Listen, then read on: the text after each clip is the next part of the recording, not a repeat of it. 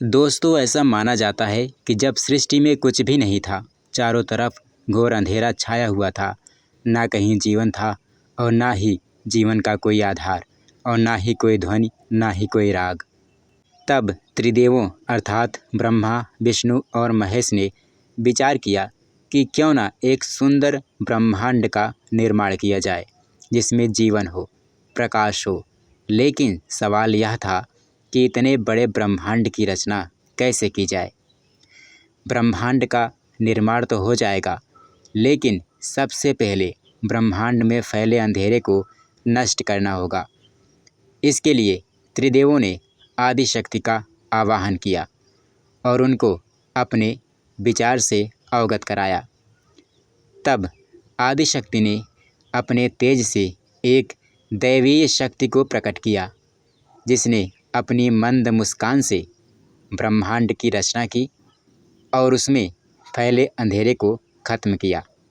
ब्रह्मांड की रचना अपनी मुस्कान से करने के चलते देवी आदिशक्ति को माँ कुष्मांडा कहा गया, जिनकी महिमा दूर दूर तक फैली हुई है। देवी कुष्मांडा सूर्यलोक में वास करती हैं। ब्रह्मांड की रचना करने वाली माँ कुष्मांडा के मुखमंडल पर उपस्थित तेज से सूर्य प्रकाशवान है।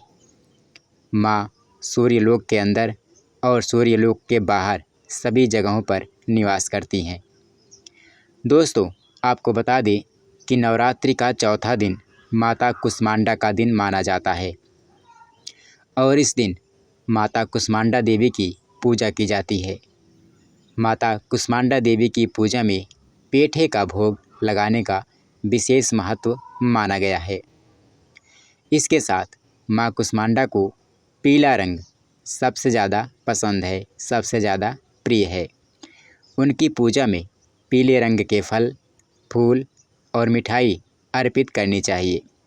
माँ कुष्मांडा का स्वरूप बहुत ही दिव्य और अलौकिक माना गया है।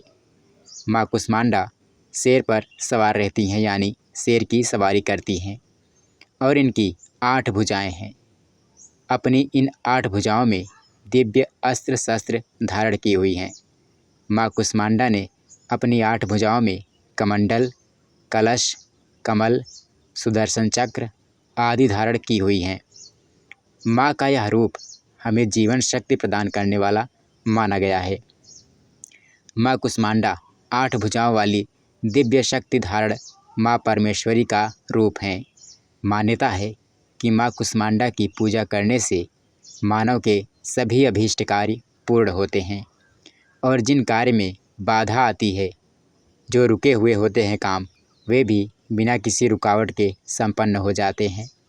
माँ कुष्मांडा की पूजा करने से भक्तों को सुख और सौभाग्य की प्राप्ति होती है।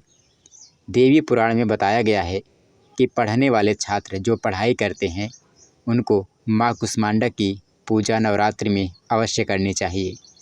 माँ दुर्गा उनकी बुद्धि का विकास करने में सहायता प्रदान करती हैं। तो दोस्तों, ये तो थी उनकी उत्पत्ति की कहानी, उनकी उत्पत्ति की कथा। तो आइए देख लेते हैं उनकी स्तुति मंत्र को।